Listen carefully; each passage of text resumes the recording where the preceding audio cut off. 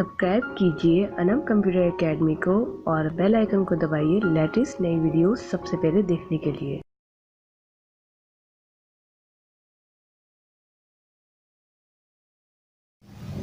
अस्सलाम वालेकुम व्यूअर्स, मैं हूं अनम और आप देख रहे हैं Anam computer academy latest video के साथ एक बार फिर हाजिर हुई हूं। और जैसे कि हमारी प्रीवियस वीडियो मैंने आपको बताया था कि मैं इस वीडियो में आपको फंक्शंस ऑफ नाउन पढ़ाऊंगी। तो आई होप कि आपको वीडियो समझ आ रही होंगी और क्लास 5 जो है आप ज़रूर अटेंड करेंगे। इसके अलावा जैसे कि हर वीडियो में मैं सबसे पहले थोड़ा सा फीडबैक देती हूँ कि मुझे क्या कमेंट्स आ रही हैं और लोगों की क्या राय है। तो बहुत शुक्रिया आपका, बहुत अच्छी राय है। और इसके अलावा एक कमेंट मुझे बहुत अच्छी लगी, उसमें ये कहा गया था कि मैडम अनम आप जो पढ़ा रही हैं, जिस तरह से पढ़ा रही हैं, वाकई सेंटेंस में बहुत ज़्यादा टाइम लिया जा रहा है और बहुत जो है लोग बहुत ज़्यादा टाइम को वेस्ट करते हैं और पैसे कमाते हैं। तो आप बहुत अच्छा काम करिए और मुझे बहुत सारी दुआएं मौसूल हुई हैं, तो बहुत शुक्रिया आपका। और आज की वीडियो में हम फंक्शंस ऑफ नाउन पढ़ेंगे, जिसमें आपके कुछ केस होते हैं, सब्जेक्टिव केस, ऑब्जेक्टिव केस, आप इसे ऑब्जेक्ट भी कह सकते हैं। और पूरे तकरीबन ये 6 हैं, ठीक है। लेकिन मैं 6 आज नहीं पढ़ाऊंगी क्योंकि मैं चाहती हूँ कि आपको सब्जेक्टिव और ऑब्जेक्टिव केस जो है अच्छे तरीके से आ जाए। कॉम्प्लीमेंट जितना हो सका आज मैं कोशिश करूंगी कि थोड़े ही टाइम में करवा दूं और नेक्स्ट वीडियो में इसको कंप्लीट करूँ, क्योंकि इसमें इस टॉपिक में फंक्शंस ऑफ नाउन के अंदर सिंगुलर प्लूरल भी हैं, जो टॉपिक लंबा हो जाएगा। तो आज हम पढ़ेंगे सबसे पहले सब्जेक्टिव केस। सब्जेक्टिव केस क्या होता है?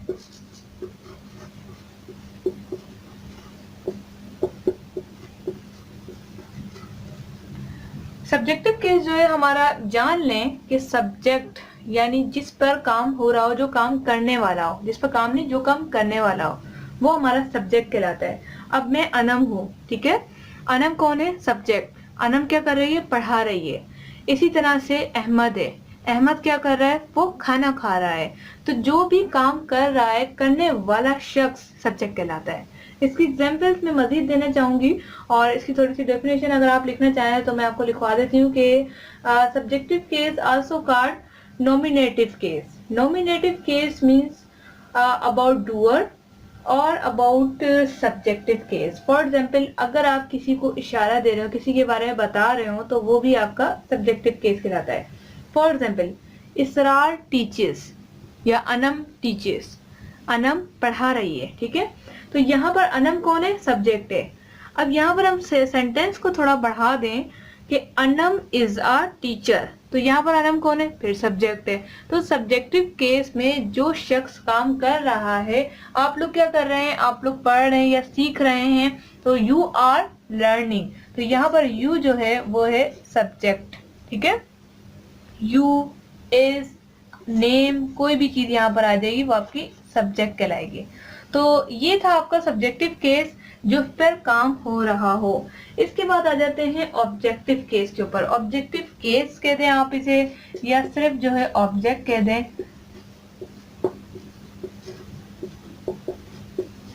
ऑब्जेक्टिव के अंदर हमारा क्या होता है कि जिस पर काम हो रहा हो। अब देखें, जैसे मैंने बताया कि Anam is a teacher, Anam एक टीचर है। कौन? वो है सब्जेक्ट। अब आ जाते हैं ऑब्जेक्ट। तो ऑब्जेक्ट में क्या होता है? जिस पर काम हो। For example, Anam play cricket. अब यहाँ पर आप थोड़ा सा गौर कीजिएगा, या फिर लिख दें अनम प्ले गेम्स। ये हमारी सब्जेक्ट है, अनम हमारा सब्जेक्ट हुआ। प्ले, कोई भी काम करने को वर्ब कहते हैं, ये वर्ब हो गया। गेम्स हमारा है ऑब्जेक्ट। सब्जेक्ट वर्ब ऑब्जेक्ट मिला के बनता है एक सेंटेंस। तो आप यहाँ पर आप देख सकते हैं, अनम हमारा सब्जेक्ट हो गया, प्ले हमारा वर्ब हो गया, ऑब्जेक्ट यानी अनम खेल तो रही है पर क्या? वो गेम्स हो गया, ठीक है। जिस पर काम हो रहा हो, जो काम कर रहा हो वो सब्जेक्ट है। जिस पर काम हो रहा हो, जिस चीज पर, अगर मैं गेम्स हटा दूं, अनम प्ले, तो यहाँ पर बात अधूरी रह गई कि आखिर क्या, तो आपका सेंटेंस कंप्लीट नहीं हो रहा। क्या? अनम प्ले, क्या खेल रही है? अनम क्या प्ले कर रही है? अनम लाइव प्ले कर रही है, अनम मोबाइल में प्ले कर रही है, लैपटॉप में प्ले कर रही है। तो ये सारी चीजें समझने के लिए आपको ऑब्जेक्ट को समझना होगा। ऑब्जेक्ट की जो मेन चीजें वो है 3, सब्जेक्ट, वर्ब, ऑब्जेक्ट। ये 3 चीजें मिला के आपका बनता है सेंटेंस। तो सेंटेंस बनाने के लिए आपको ये 3 चीजों का लाजमी पता होना चाहिए। और अब बात करते हैं, अगर यहाँ पर किसी को सेंटेंस के बारे में नहीं पता, जरूरी नहीं कि हर शख्स को हर चीज पता हो। मैं अपनी फ्रेंड्स को भी यही कहती हूँ कि अगर आप मुझसे कोई सवाल पूछ रही हैं तो बहुत बहुत अच्छे तरीके से पूछिया करें, बिल्कुल कंफ्यूज मत हुआ करें, न मुझे किया करें, क्योंकि हर किसी को हर चीज नहीं आती। तो यहाँ पर जो है सेंटेंस की बात कर लेती हूँ। द कॉम्बिनेशन ऑफ वर्ड्स और containing subject verb and gives the complete meaning, यानी कि ऐसे अल्फाजों का मजमुआ जो कि आपको सही माना दे, उसे हम सेंटेंस कहते हैं। तो जैसे कि मैं आपको बता चुकी हूँ कि अनम प्ले कर देंगे, सब्जेक्ट को वर्ब देंगे, ऑब्जेक्ट नहीं देंगे तो आपका सेंटेंस कंप्लीट नहीं होगा। तो सब्जेक्ट वर्ब ऑब्जेक्ट का उम्मीद है कि आपको ये केस समझ आ गया होगा। अब चलते हैं कॉम्प्लीमेंट की तरफ। ये तीसरी चीज में मैं आपको इसी वीडियो में कवर करवा देती हूँ। फर्स्ट हमारा सब्जेक्ट हो गया, ऑब्जेक्ट, और नंबर 3 इसको मैं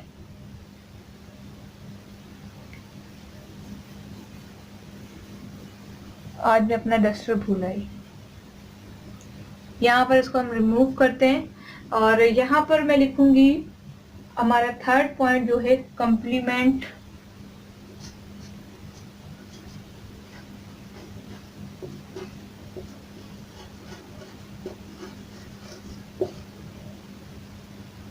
अगर मैं कोई गलती हो रही हूँ तो आप वो भी कमेंट में लिख सकते हैं, मैं माइंड नहीं करती। इससे क्या होता है कि इम्प्रूवमेंट आती है। हो सकता है मैं टीचिंग में कहीं गलती कर जाऊं। तो नंबर 3 पे है कॉम्प्लीमेंट। कॉम्प्लीमेंट में इसकी डेफिनेशन ये लिखना चाहूंगी, इट द कंप्लीटेड मीनिंग और sentence, it is use word word, और मैं इसको सिंपली डिफाइन करने की कोशिश कर रही हूँ कि जो हमें कंप्लीट मीनिंग दे, कंप्लीमेंट हो, पूरा सेंटेंस कंप्लीट हो। जैसे कि अनम इज अ टीचर, तो यहाँ पर टीचर जो है कंप्लीमेंट है, कंप्लीट बात हो गई कि वो एक टीचर है। इसी तरह से अगर आप किसी के बारे में बात कर रहे हैं, उसे कह रहे हैं कि वो खाना खा रहा है, तो वो वही अभी तक खा रहा है, कंप्लीट हो गई है आपकी बात। वो खाएगा, वो खा रहा है, वो सोचना। जैसे कि अक्सर अक्सर अक्सर हम लोग ना शायद वर्ड बहुत यूज करते हैं, शायद शायद शायद, शायद हो शायद ना हो, तो ये कंप्लीमेंट नहीं है। कंप्लीमेंट करने के लिए आपको कंप्लीट सेंटेंस बोलना होगा, जिसमें आपका, जैसे कि मैंने एक छोटी सी एग्जांपल दी, Anam is a teacher, teacher है तो है। अब मेरे को एक वर्ड बहुत पसंद है, मैं आप लोगों के लिए भी लिखना चाहूंगी। ये वर्ड मेरा मोस्ट फेवरेट है,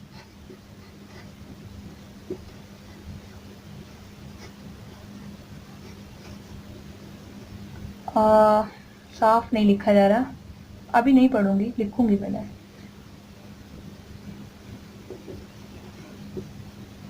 इसको एटीट्यूड मत समझिएगा। I am the greatest. अब मैं ग्रेटेस्ट हूं तो हूं, इसमें कहने वाली क्या बात है या सोचने वाली क्या बात है। अगर आपको लगता है कि मैं ग्रेट नहीं हूं, आपको या किसी ऐसे पर्सन को जो मुझे पसंद नहीं करता, तो ये उसकी प्रॉब्लम है, मेरी नहीं। इसी तरह से ये वर्ड मुझे बहुत पसंद है और मैं चाहती हूँ कि आप लोग भी अपनी लाइफ में इसको लाएं कि आई एम द ग्रेटेस्ट। वैसे मुझे काफी लोगों ने कहा है कि ना मोटिवेशंस पे वीडियो बनाओ, आप काफी ऊपर जाओगे। मैंने कहा ये काफी ऊपर से मुझे ऊपर ना पहुंचा दिया जाए।